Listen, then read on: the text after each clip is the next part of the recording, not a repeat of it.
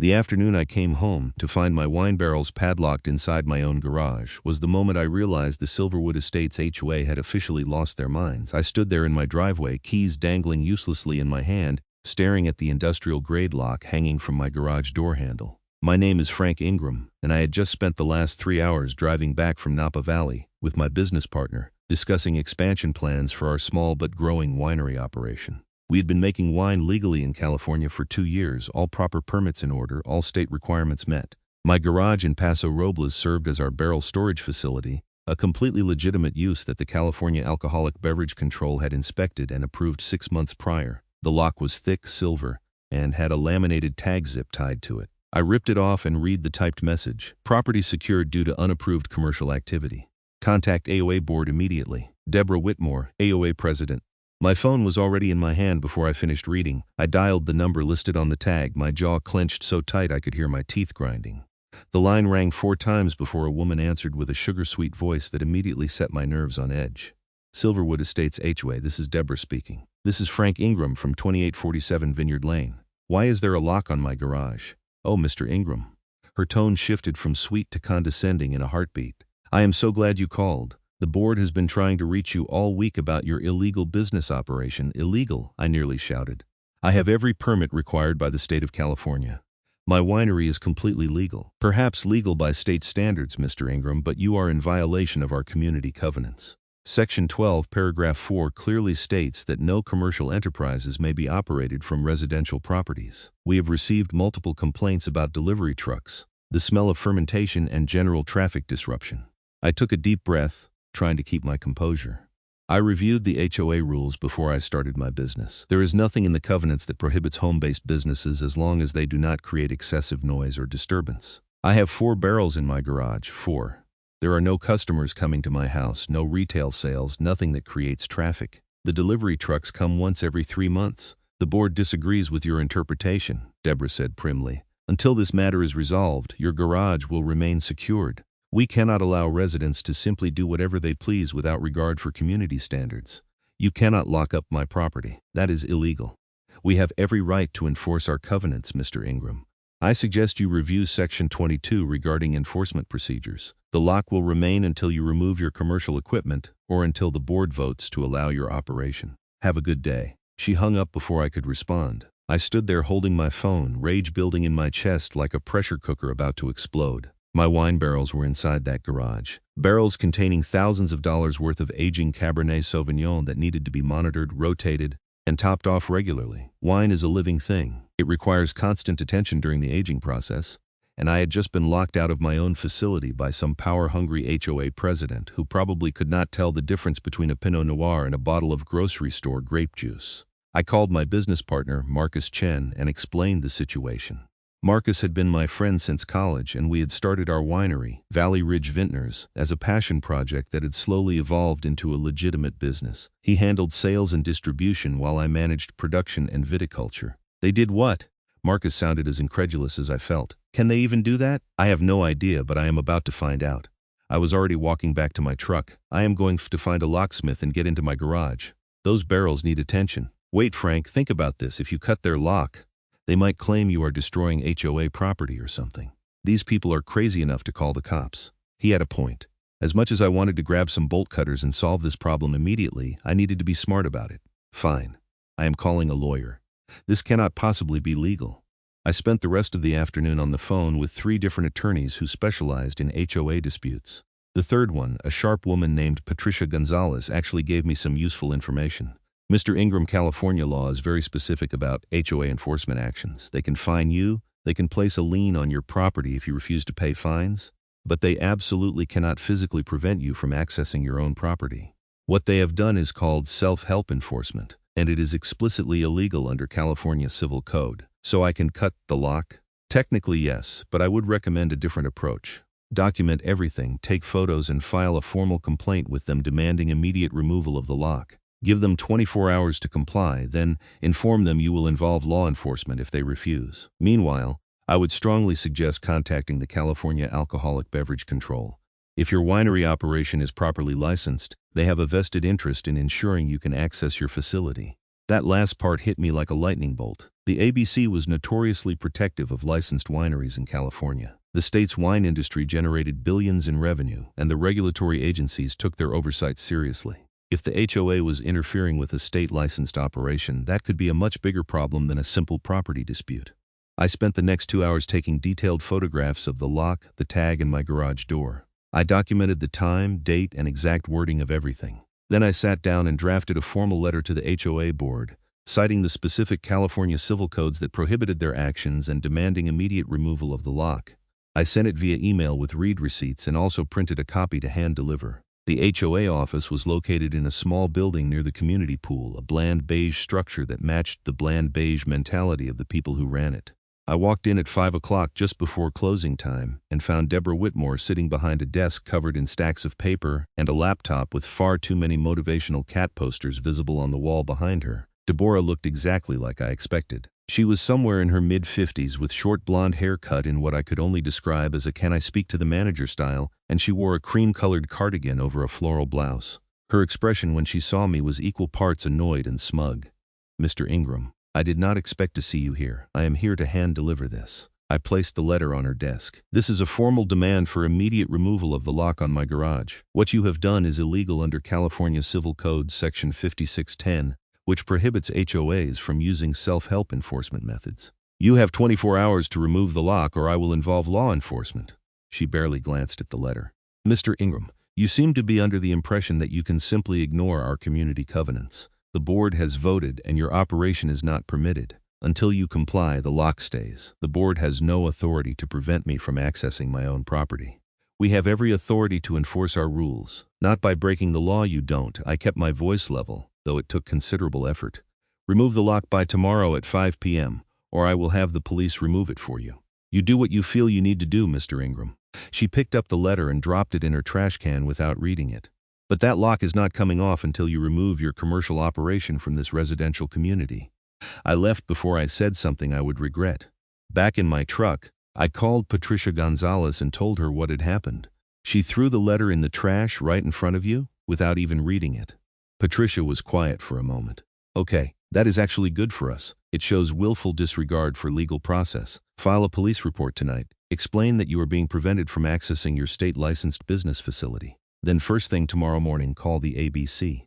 Ask to speak to someone in their enforcement division and explain that an HOA is interfering with your licensed operation." I filed the police report at the Paso Robles Police Department that evening. The officer who took my statement, a young guy named Rodriguez, seemed sympathetic but uncertain. "Sir, I understand your frustration, but this sounds like a civil dispute. We generally do not get involved in HOA matters unless there is a clear criminal violation. They have physically locked me out of my own property. How is that not criminal? I will document everything you have told me, and I will have a senior officer review it. If they determine this meets the threshold for criminal trespass or illegal restraint of property, we will follow up. But honestly, sir, you will probably have better luck with a civil attorney." I left the police station feeling defeated but not deterred. That evening, I researched everything I could find about the California Alcoholic Beverage Control and their enforcement powers. What I discovered was encouraging. The ABC took violations seriously, especially when it involved interference with licensed operations. They had the authority to investigate, issue fines, and even revoke licenses if necessary. More importantly, they had the authority to demand access to licensed facilities for inspection purposes. The next morning at 8 a.m. sharp, I called the ABC office in Sacramento. After being transferred 3 times, I finally reached someone in the enforcement division, a man named Robert Kramer, who identified himself as a supervising investigator. "Mr. Ingram, let me make sure I understand this correctly. Your winery is properly licensed with the ABC, correct?" "Yes, sir. Type 02 license issued 18 months ago. Every inspection has passed without issue. And your HOA has physically prevented you from accessing the facility where your licensed operation is located." "That is correct. They padlocked my garage yesterday afternoon. My barrels are inside, and I have not been able to perform any of the required maintenance or monitoring." There was a long pause.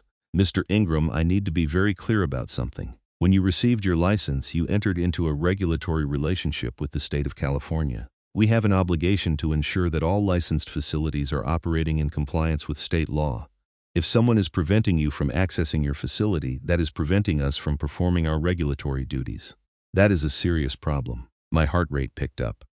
"What can you do?" First, I need you to send me all of your documentation. Photos of the lock, copies of your correspondence with the HOA, your license information, everything. Send it to the email address I am about to give you. Second, I am going to open an investigation. Someone from our office will likely contact you within the next 48 hours to schedule a facility inspection. But I cannot access the facility. Exactly. And if someone prevents an ABC inspector from accessing a licensed facility, that person or organization can be subject to significant penalties. Let me worry about that part. You just send me the documentation. I spent the next hour compiling everything and sending it to Robert Kramer's email address. Then I called Marcus and updated him on the situation.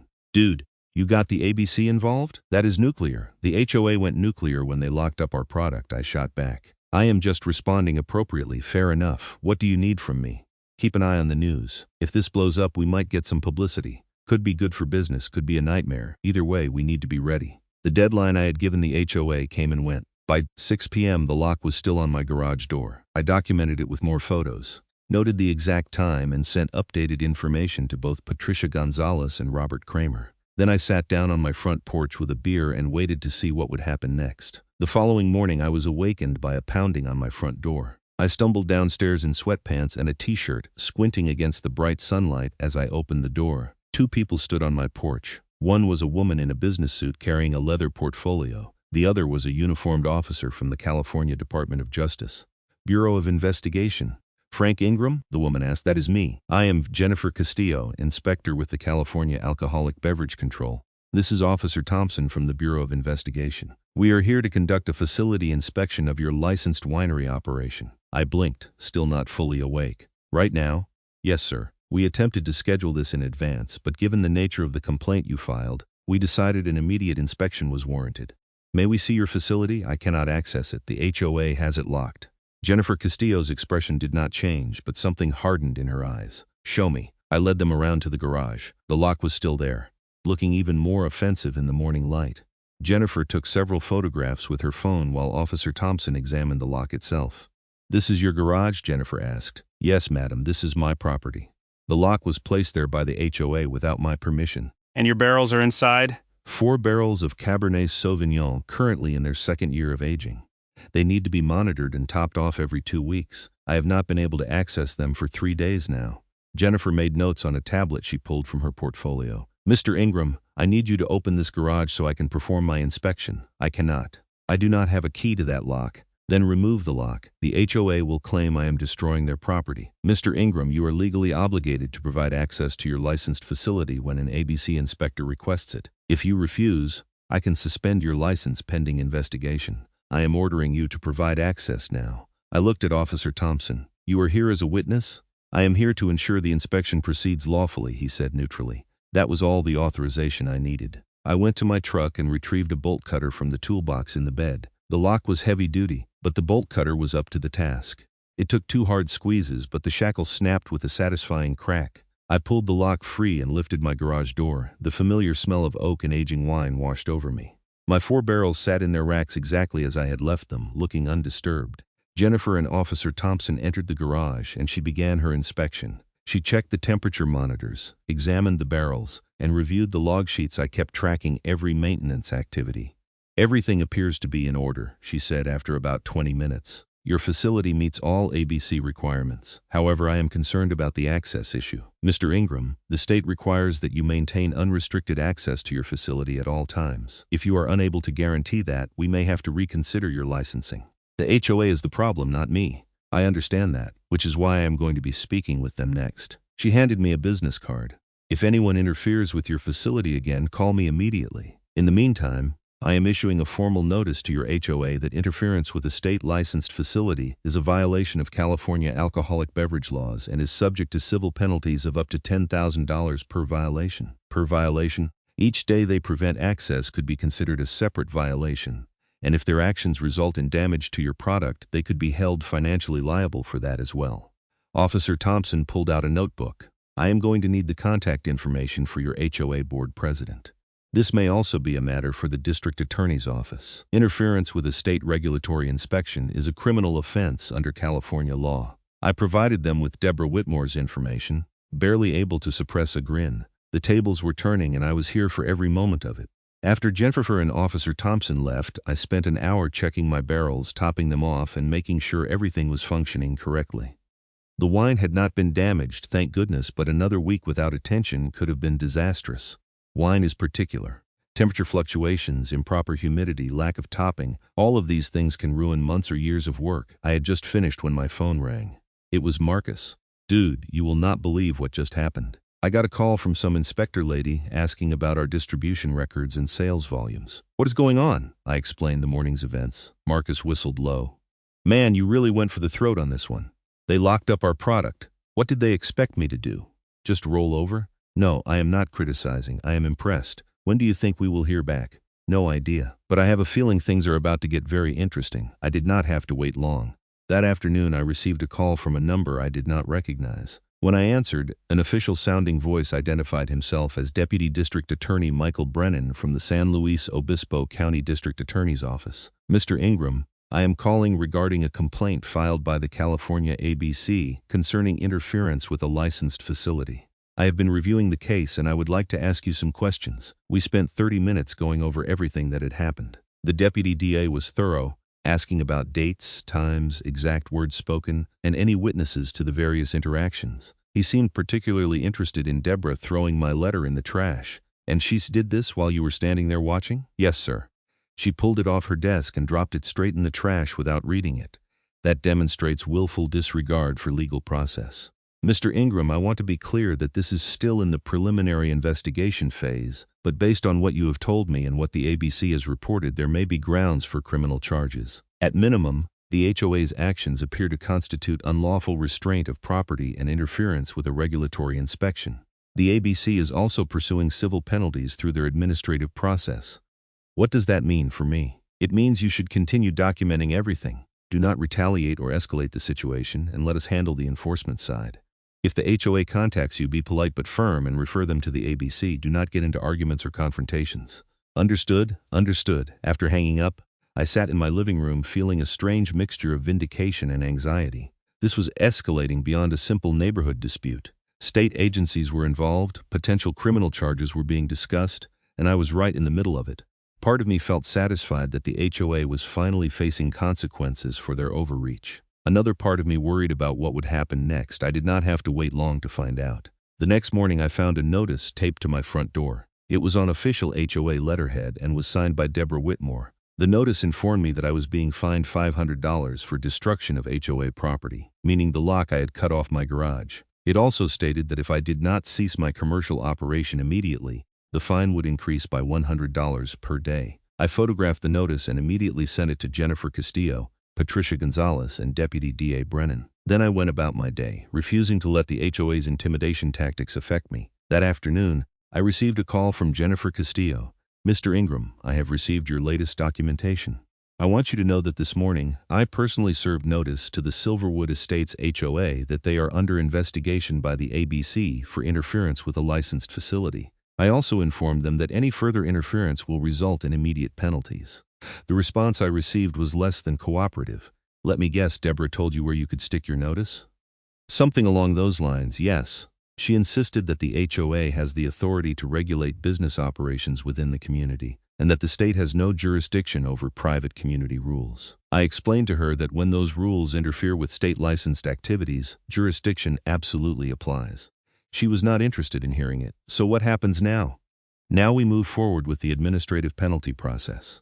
Based on the 3 days you were denied access to your facility, the ABC is issuing a formal citation to the Silverwood Estates HOA board for $15,000 in penalties. They have 30 days to either pay the fine or request a hearing to contest it. I nearly dropped my phone. $15,000? $5,000 per day for 3 days of interference. And Mr. Ingram, if they place another lock on your garage or attempt any further interference, the penalties will increase significantly. The ABC does not take these matters lightly. California's wine industry is a critical part of our state economy, and we protect licensed operators vigorously. After she hung up, I just sat there processing what I had heard. $15,000.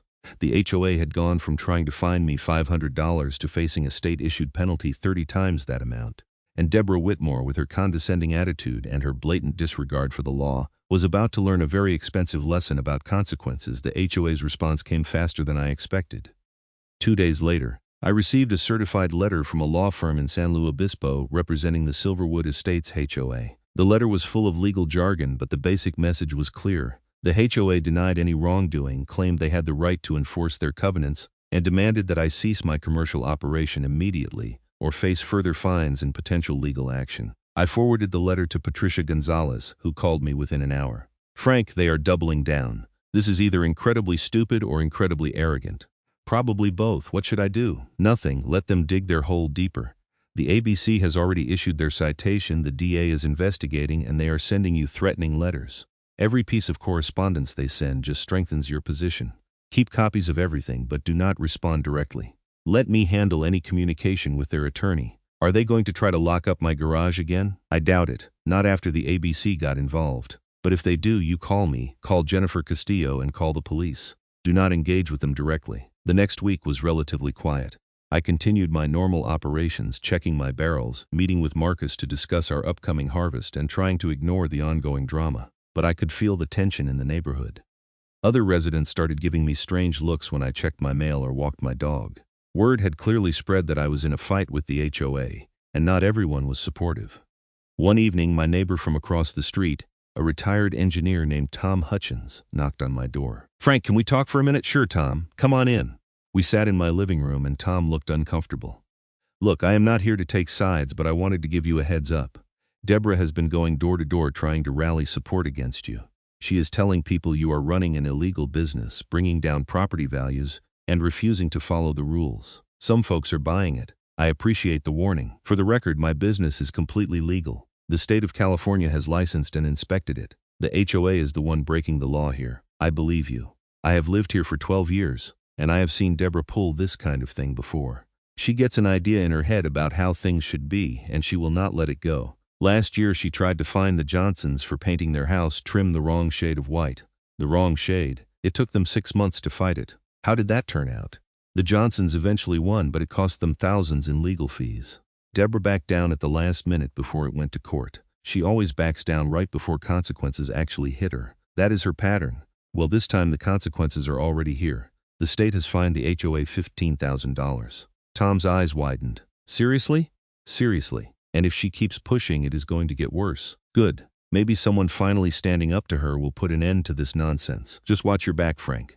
When Deborah feels threatened, she gets nasty. Tom's warning proved prophetic. The next day, I found my trash cans had been knocked over and garbage strewn across my driveway. The day after that, someone had keyed my truck. I reported both incidents to the police, but there was no evidence pointing to anyone specific. I had my suspicions, but suspicions were not proof. Marcus suggested I install security cameras, which turned out to be excellent advice. I set up a system with cameras covering my driveway, front door, and garage. 2 days after installing them, I caught footage of Deborah Whitmore herself walking up to my garage door at 2 in the morning and attempting to place another lock on it. She spent about 5 minutes fumbling with a padlock before apparently realizing I had removed the hasp the original lock had been threaded through. She stood there for a moment, clearly frustrated, then walked back to her car and drove away. I sent the footage to Jennifer Castillo, Patricia Gonzalez, and Deputy DA Brennan. The response was swift. By the next afternoon, Deborah received a letter from the DA's office informing her that she was being investigated for attempted vandalism, criminal trespass, and harassment. The letter also informed her that any further contact with me or my property could result in immediate arrest. The ABC also sent an updated notice increasing the penalty against the HOA to $25,000 based on the attempted second lock placement. Even though she had not succeeded, the attempt itself was considered a violation of the enforcement order the ABC had issued. Things escalated further when the HOA board held an emergency meeting. I was not invited, but Tom Hutchins attended and called me afterward with an update. "Frank, it was a circus. Deborah tried to rally the board to increase your fines and push forward with legal action against you. But 2 of the other board members, Janet Morrison and Steve Palmer, said they wanted no part of it. They pointed out that the HOA is now facing $25,000 in state fines, potential criminal charges, and a lawsuit from you. Janet actually said, and I quote, 'Deborah, you have let your personal vendetta against this man put the entire HOA at financial and legal risk.' It got heated. What did Deborah say? She insisted she was just enforcing the rules. But Janet came back with, 'The rules do not allow us to break the law, and that is exactly what you did.' Steve backed her up. They voted to suspend all enforcement actions against you pending a full legal review. Deborah was outvoted 3-2, so it is over? I would not go that far. Deborah still has 2 board members backing her, and she is not the type to give up easily. But at least the official HOA position is now to back off. Whether Deborah respects that is another question. Tom was right to be cautious. The official HOA enforcement might have stopped, but Deborah's personal campaign continued. Over the next 2 weeks, I received 3 anonymous letters in my mailbox, all typed on plain paper, accusing me of various crimes and threatening to make me regret defying the HOA. Each one went straight to the police and the DA's office. Then something unexpected happened. I received a call from a reporter at the San Luis Obispo Tribune named Rachel Vance. "Mr. Ingram, I am doing a story about HOA overreach in California, and your case came to my attention through some public records requests. Would you be willing to talk to me?" I hesitated. Publicity could be good for the winery, but it could also make things worse with the HOA.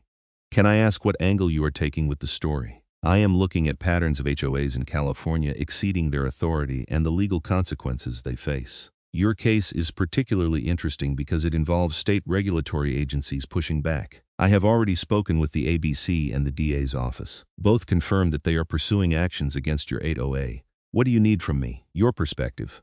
What it has been like dealing with this, how it has affected your business, and what you think needs to change about HOA governance in California." We scheduled an interview for the following day. I met Rachel at a coffee shop in downtown Paso Robles, and we talked for over an hour. She was sharp, asked good questions, and seemed genuinely interested in the broader implications of the case beyond just the sensational aspects. "The thing is," I told her, "this is not just about me. HOAs across California are operating with virtually no oversight. They can fine residents, place liens on property, and make people's lives miserable, all without any real accountability. It took state agencies getting involved before my HOA faced any consequences. Most people do not have that option. What do you think should change?" "There needs to be stronger state oversight of HOAs. Clear limits on their enforcement powers, mandatory dispute resolution before they can take aggressive actions, and serious penalties when they break the law. Right now, HOA boards are run by people like Deborah Whitmore, who have no legal training, no accountability, and way too much power." The article ran 3 days later on the front page of the Tribune's local section. The headline read, "State Agencies Crack Down on HOA That Locked Out Licensed Winery." It was fair, well-researched, and included responses from the ABC, the DA's office, and even a comment from the HOA's attorney claiming they were reviewing their options. The article also included a quote from Deborah that made me wince. "We are simply trying to maintain the quality and character of our community. Mr. Ingram's commercial operation is not appropriate for a residential neighborhood, and we will continue to enforce our rules." Apparently, Deborah still had not gotten the message, or she had gotten it and simply did not care. The publicity had an unexpected benefit. I started receiving messages from other residents who had been targeted by Deborah and the HOA board. A woman named Lisa Garrett reached out to tell me she had been fined $2,000 for planting roses that were supposedly the wrong color. A retired couple, the Hendersons, had been fighting the HOA for a year over a fence that was 3 inches taller than regulations allowed. They had legal bills exceeding $8,000. The more I heard, the more I realized this was a pattern. Deborah Whitmore was not just power-hungry, she was vindictive. She targeted people she did not like and used the HOA rules as a weapon. And because most residents could not afford to fight back legally, she usually got away with it. Marcus and I discussed the situation over drinks one evening. "You know you have become the face of HOA resistance in Paso Robles, right?" he said with a grin. "I did not set out to be anyone's face. I just wanted to make wine. Sometimes that is how it works. You take a stand on principle, and suddenly everyone else with a grievance rallies behind you. Have you thought about what comes next?"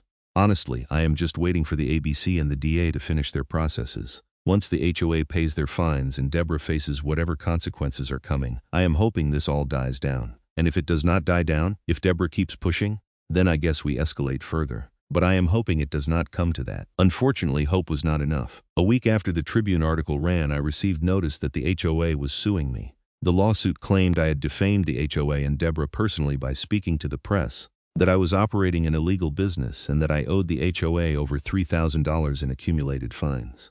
They were seeking a court order, forcing me to cease operations and pay all outstanding penalties plus their legal fees. I immediately forwarded the lawsuit to Patricia Gonzalez, who called me sounding almost gleeful. "Frank, this is perfect. They are suing you while they are under investigation by the DA and while they have unpaid penalties to the ABC. This is the stupidest move they could make. How is me being sued perfect? Because now we countersue. We file a lawsuit against the HOA and Deborah personally for harassment, illegal restraint of property, defamation based on her claims that your business is illegal when it is fully licensed, and intentional infliction of emotional distress. We attach all of your documentation, all of the ABC correspondence, all of the DA's investigation materials. We make this so expensive and so public that the HOA has no choice but to back down completely. How much is that going to cost me? I will be honest, litigation is expensive, but based on what I am seeing here, we have a very strong case. Strong enough that I would be willing to take this on contingency. That means I only get paid if we win. If we lose, you do not owe me anything beyond filing fees and court costs. Why would you do that? Because I despise HOA bullies and because I think we are going to win. Also, the publicity will not hurt my practice. Are you in? I thought about it for approximately 10 seconds. I am in. We filed our countersuit 2 weeks later. It was comprehensive. 37 pages detailing every interaction with the HOA, every violation of my rights, and every instance of harassment. We included the video footage of Deborah attempting to place the second lock, copies of the anonymous threatening letters, police reports about the vandalism, and statements from other residents about Deborah's pattern of abusive behavior. We also added counts for violations of California's unfair competition law, which prohibits businesses and organizations from engaging in unlawful or fraudulent practices. An HOA is technically a business entity and their actions qualified. The lawsuit demanded $300,000 in damages plus an injunction preventing the HOA from any further enforcement actions against me and requiring Deborah's removal from the board. The response from the HOA was swift and panicked. Within a week, I received a call from their attorney, a man named Donald Kessler, requesting a meeting. Patricia advised me not to meet without her present, so we scheduled a conference at her office in San Luis Obispo.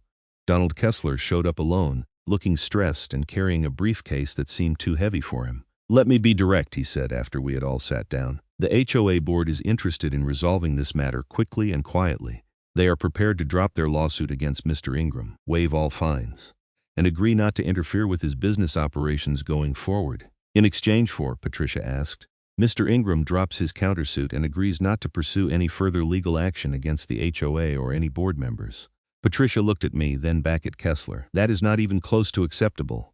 Your client has put Mr. Ingram through months of harassment, violated his property rights, interfered with a state-licensed business, and caused him significant financial and emotional harm.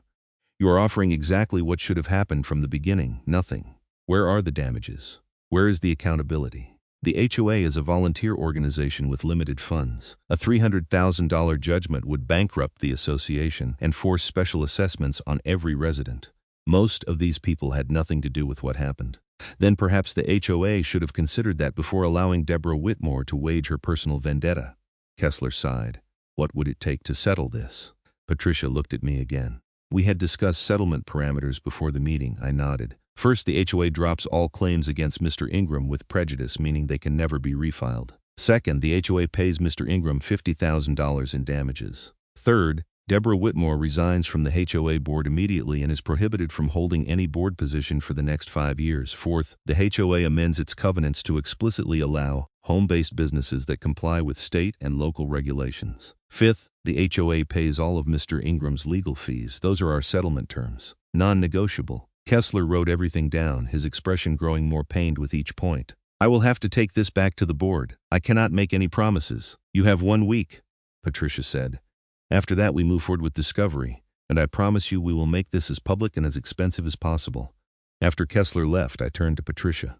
"Do you think they will accept?" "I think they do not have a choice. The ABC fines are already crushing them financially. Add our lawsuit on top of that, plus the ongoing DA investigation, and they are drowning. 50,000 is actually getting off light, and they know it." She was right.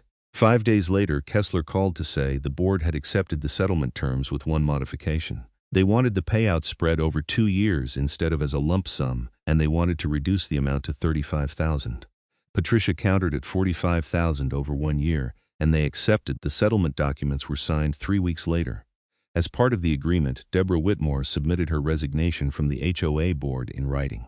The HOA also formally acknowledged that my winery operation was legal and complied with all applicable regulations, and they issued a written apology. But that was not the end of the story. While the civil matters were being resolved, the ABC and the DA were still pursuing their enforcement actions. The ABC's administrative hearing took place in early September, 2 months after the initial lock incident. Jennifer Castillo invited me to attend the hearing, which was held in a conference room at a government building in Sacramento. The HOA was represented by Donald Kessler and a newly elected board member named Janet Morrison, who had replaced Deborah as president. Deborah herself was not present. The hearing officer was a no-nonsense woman in her 60s named Sylvia Chen. She reviewed all of the evidence, asked pointed questions, and showed zero patience for excuses. When Kessler tried to argue that the HOA had been acting in good faith to enforce legitimate community rules, Sylvia cut him off. "Counsel, good faith is not a defense when your actions violate state law. The HOA physically prevented access to a state-licensed facility. That is not a disagreement about rules interpretation. That is obstruction of a licensed business operation. The ABC takes these matters seriously because we cannot allow private organizations to interfere with our regulatory oversight." In the end, the hearing officer upheld the $25,000 penalty in full. The HOA was given 90 days to pay or face additional sanctions, including potential criminal referral for the board members who had authorized the lock placement. The DA's investigation took longer. Deputy DA Michael Brennan was thorough, interviewing multiple witnesses, reviewing all documentation, and building a comprehensive case. In late October, he called me with an update. "Mr. Ingram, I wanted to let you know that we have decided to move forward with criminal charges against Deborah Whitmore. She is being charged with 2 misdemeanor counts: interference with a business operation and attempted vandalism based on the video evidence of her trying to place the second lock. Each count carries a maximum penalty of 6 months in jail and a $1,000 fine. Is she going to fight it? Her attorney is already negotiating a plea deal. Between you and me, I do not think this is going to trial. The evidence is overwhelming, and Deborah does not want the publicity of a criminal trial. We are probably looking at probation, community service, and restitution. As long as she faces some consequence, I am satisfied." Oh, she is facing consequences. Even with a plea deal, she will have a criminal record. That is something she will carry for the rest of her life. And the civil settlement you reached is going to be public record too. Anyone who Googles her name will find out what she did. The plea deal was finalized in December. Deborah Whitmore pled no contest to 1 count of interference with a business operation. The vandalism charge was dropped. She was sentenced to 2 years of probation, 100 hours of community service, and ordered to pay restitution of $5,000 to cover my legal expenses beyond what the HOA settlement provided. She was also required to attend anger management classes. The judge's statement during sentencing was particularly satisfying. I attended the hearing, sitting in the back of the courtroom and watching as Deborah stood before the bench looking smaller and more defeated than I had ever seen her. "Ms. Whitmore," the judge said, "you held a position of trust within your community, and you abused that trust. You used your authority not to serve your neighbors, but to harass someone whose only crime was operating a legal business you personally disapproved of. Your actions cost your HOA tens of thousands of dollars, subjected you to criminal prosecution, and created unnecessary conflict in a community that should have been working together. I hope you learn from this experience that positions of authority come with responsibility, and when you abuse that authority, there are consequences." Deborah said nothing, just nodded, and left the courtroom with her attorney. After the hearing, I met Marcus for lunch at a restaurant in downtown Paso Robles. We sat on the patio, enjoying unseasonably warm December weather and reflecting on everything that had happened. "So it is finally over," Marcus said, raising his glass of our own Cabernet in a toast. "It is finally over," I agreed, clinked my glass against his. "Was it worth it, all the stress? All the fighting, all the time and energy?" I thought about that question. The truth was, the past 6 months had been exhausting. There were moments I had wanted to just pack up my barrels and move to a new location rather than continue the fight. But looking back, I knew I had made the right choice. Yeah, it was worth it. Not just for me, but for everyone else in that neighborhood who has been pushed around by Deborah and boards like hers. Sometimes you have to stand up to bullies even when it is hard, especially when it is hard. Well, if nothing else, we got some great publicity out of it. Sales are up 30% since the Tribune article ran. Turns out people love supporting the underdog who stood up to his silver lining, I said with a grin. The following weeks brought a strange sense of peace. The harassment stopped. The threatening letters stopped. The HOA left me alone. In fact, under Janet Morrison's leadership, the HOA board became significantly more reasonable. She reached out to me personally to apologize for everything that had happened and to assure me that the board was committed to following the law going forward. Other residents who had been targeted by Deborah started coming forward with their stories, and Janet worked with them to resolve their issues fairly. The fence that was 3 inches too tall was allowed to stay. The roses that were the wrong color were suddenly just fine. The whole atmosphere of the neighborhood changed as people realized they did not have to live in fear of arbitrary enforcement and petty vindictiveness. I even got an apology from one of Deborah's supporters on the board. a man named Carl Richardson who had voted with her on every issue. He stopped by my house one evening and stood on my porch looking uncomfortable. "Mr. Ingram, I owe you an apology. I believed Deborah when she said you were operating an illegal business and that we had the authority to stop you. I did not do my own research and I did not question her motives. That was wrong, and it cost everyone in this neighborhood a lot of money and stress. I am sorry. I appreciate that, Carl. Water under the bridge. I resigned from the board. I do not think I am cut out for it. But I wanted you to know that not everyone in this community was against you. Some of us just did not understand what was really happening until it was too late. That happens. The important thing is that everyone learns from it and does better going forward." As winter turned to spring, Valley Ridge vintners continued to grow. The publicity from the HOA battle had brought unexpected attention, and we were getting orders from wine shops and restaurants across California. Marcus and I started discussing whether we needed to expand beyond my garage, maybe rent a small commercial space to handle the increased production. The barrels that had been at the center of the whole controversy were bottled in March, producing 300 cases of what turned out to be exceptional Cabernet Sauvignon. We jokingly called it our HOA Reserve vintage, though we did not actually put that on the label. We did, however, include a small note on the back label, crafted with persistence and aged with determination. People who knew the story appreciated the subtle reference. People who did not know the story just thought it was poetic wine language. Either way, the vintage sold out within 6 weeks of release. In April, I received a call from Jennifer Castillo at the ABC. She was checking in to make sure everything was going smoothly and to inform me that the HOA had finally paid their $25,000 penalty in full. They waited until the last possible day, but the check cleared, she said. "This case is now officially closed from our perspective. How are things on your end?" "Quiet, peaceful. Exactly how I like it." "Good, I am glad we could help. And Mr. Ingram, I want you to know that your case has actually led to some policy discussions within the ABC about how we handle HOA interference with licensed facilities. We are looking at establishing clearer guidelines and faster response protocols. Your willingness to fight back and stand your ground made a difference. I am glad something good came out of it. More than you know. Keep making great wine." In June, almost exactly 1 year after the initial lock incident, I attended the Silverwood Estates HOA annual meeting. It was the first one I had ever gone to despite living in the neighborhood for 3 years. The meeting was held in the community clubhouse and about 50 residents attended. Janet Morrison, now officially elected as president, gave a State of the Community address that included a frank discussion of the financial impact of the previous year's legal troubles. The HOA had paid out nearly $70,000 in penalties, settlements, and legal fees. To cover the costs, they had been forced to implement a special assessment of $200 per household. "I know that special assessment was painful for everyone," Janet said, "but I want to be clear about why it was necessary. The previous board, under leadership I will not name, engaged in actions that were not just wrong but illegal. They cost this community a significant amount of money. Going forward, this board is committed to transparent, legal, and fair governance. We serve you, the residents, and we will not abuse that responsibility." She received a round of applause, and I found myself joining in.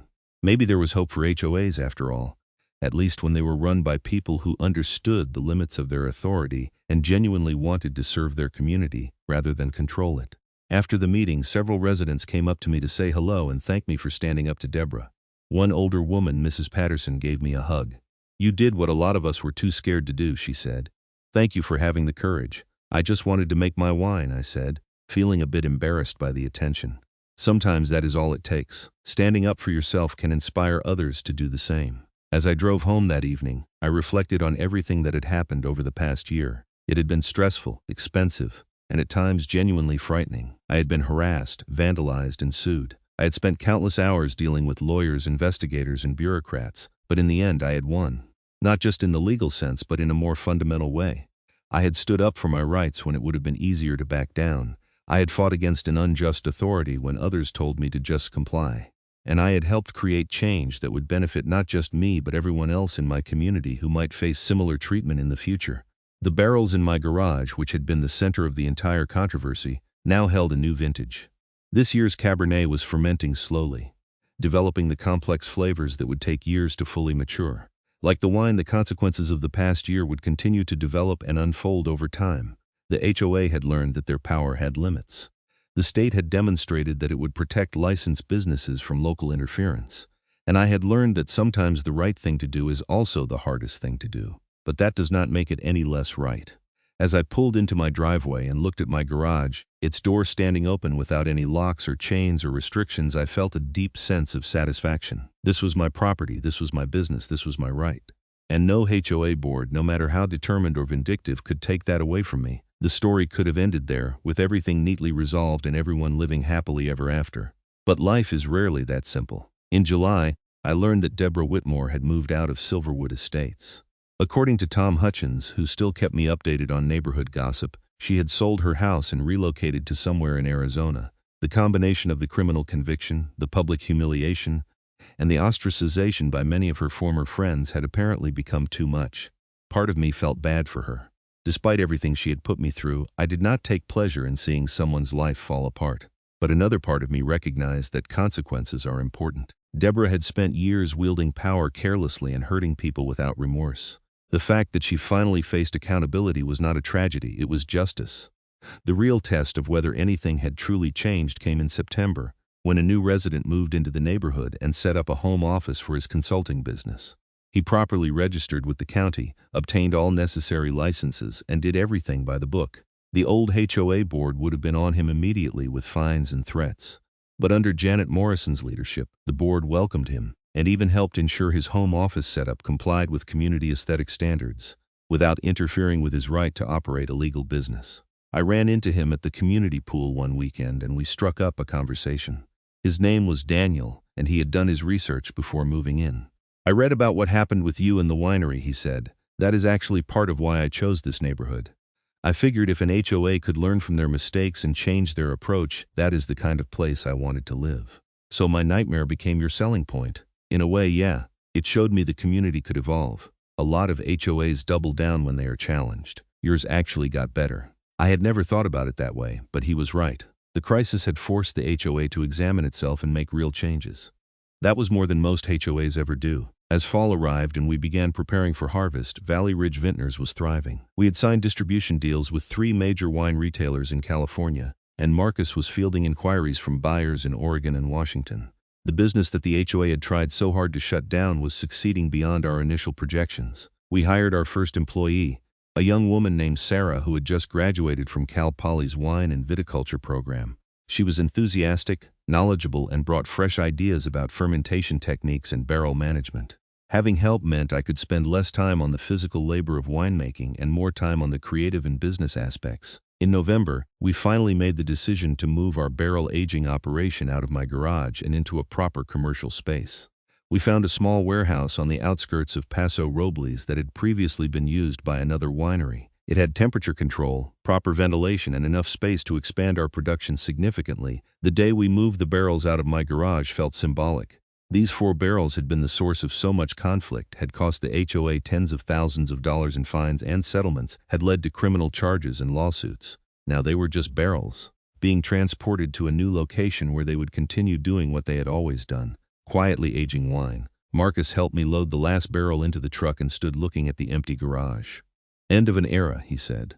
"Beginning of a new one," I countered. "Think you will ever rent this space out? It is a good garage, maybe. Or maybe I will just use it for what it was always meant for, parking my truck and storing my lawnmower." Revolutionary concept, I know. We both laughed. After everything that had happened, it felt good to laugh. The Christmas party season brought another reminder of how much had changed. The HOA hosted a holiday gathering at the clubhouse, and unlike previous years when attendance had been sparse and the atmosphere tense, this one was well attended and genuinely pleasant. Janet Morrison had worked hard to rebuild community trust, and it showed.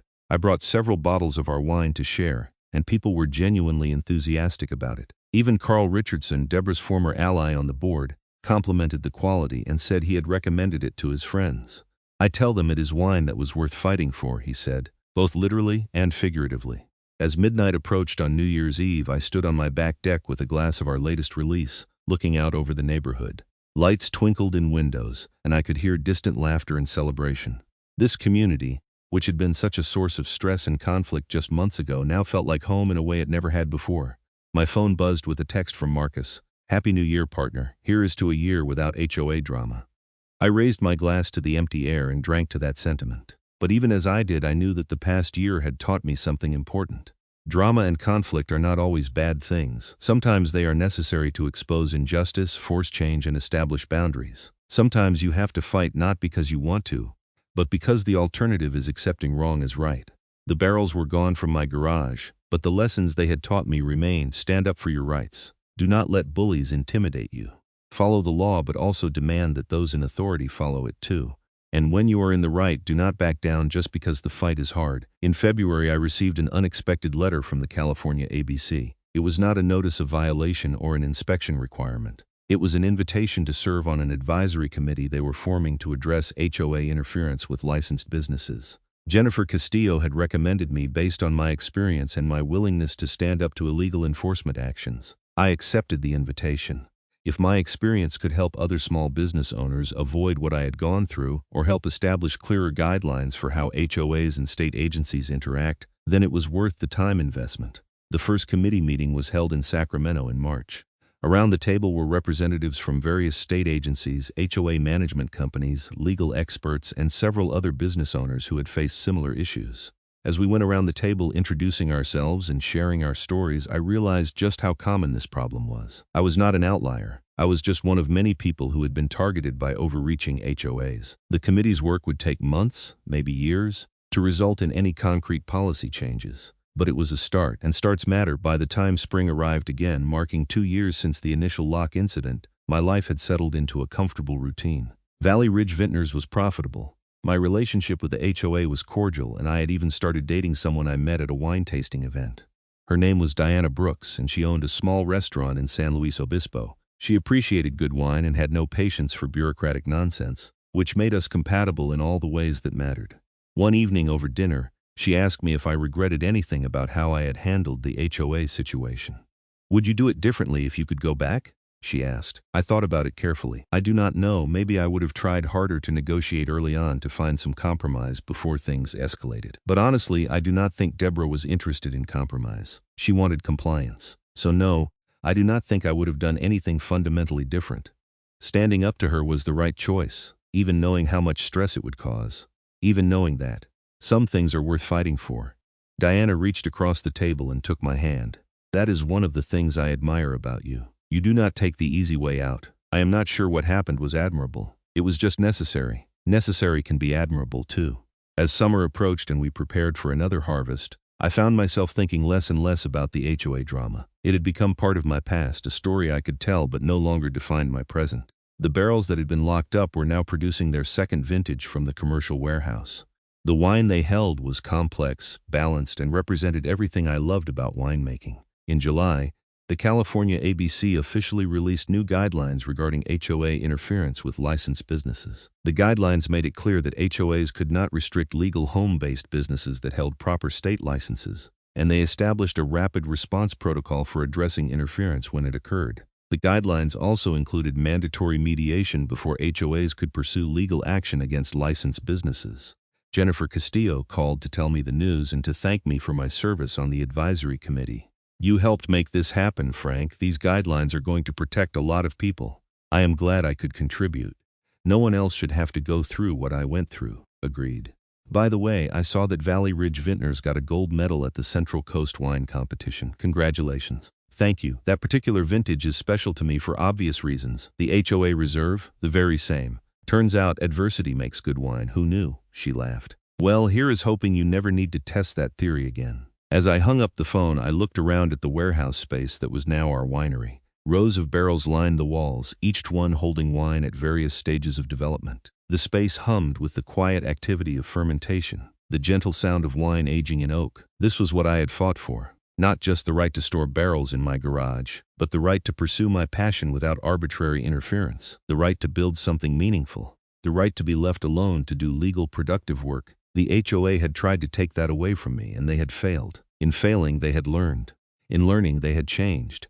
And in changing, they had become the kind of organization they should have been from the beginning, a servant of the community, not its master. I walked between the rows of barrels, running my hand along the smooth oak, feeling the slight warmth generated by the wine inside. Each barrel represented hundreds of hours of work, from the vineyard to the crush pad to this quiet warehouse. Each barrel was a testament to persistence, to the belief that good things are worth fighting for, and to the simple truth that sometimes standing up to power is not just the right thing to do but the necessary thing. The afternoon sun slanted through the warehouse windows, casting long shadows across the concrete floor.